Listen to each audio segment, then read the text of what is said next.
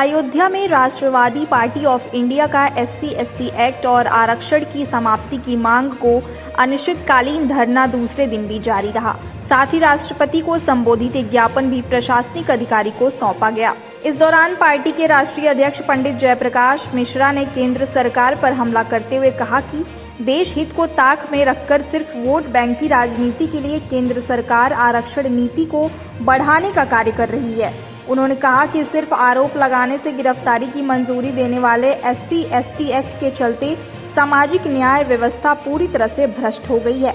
यह कानून अपने आप में देश की न्याय व्यवस्था के माथे पर कलंक का टीका बन चुका है, जिसे मिटाया जाना बहुत जरूरी है। राष्ट्रवादी पार्टी ऑफ इंडिया का एकमात्र एजेंडा है, सबसे प्रमुख एजेंडा है कि देश से आरक्षण और SC/ST एक्ट जैसी व्यवस्था को समाप्त किया जाए।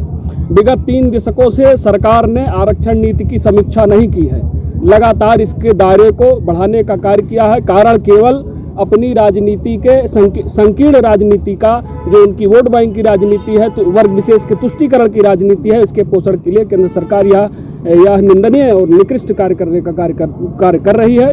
हम लोग इसका विरोध कर रहे हैं।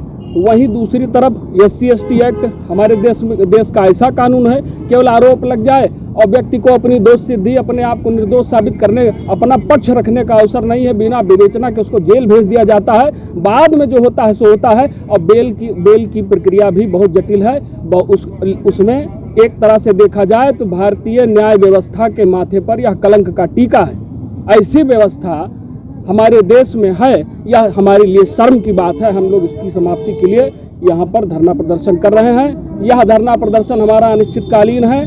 इसी तरह से आज अयोध्या जनपद में हो रहा है, धीरे धीरे पूरे देश में जाएगा। जितने आरक्षण विरोधी SC/ST एक्ट विरोधी बंधुजन हैं, उनको एकजुट कर राजनैतिक रूप से उनको एकजुट कर एक मंच पर लाकर हम लोग जो है आगामी विधानसभा चुनाव में प्रतिभाग करने वाले हैं और सदन में जाकर, विधानसभा में जाकर व्यवस्था परिवर्तित करने का हम अपना संकल्प पूरा करेंगे।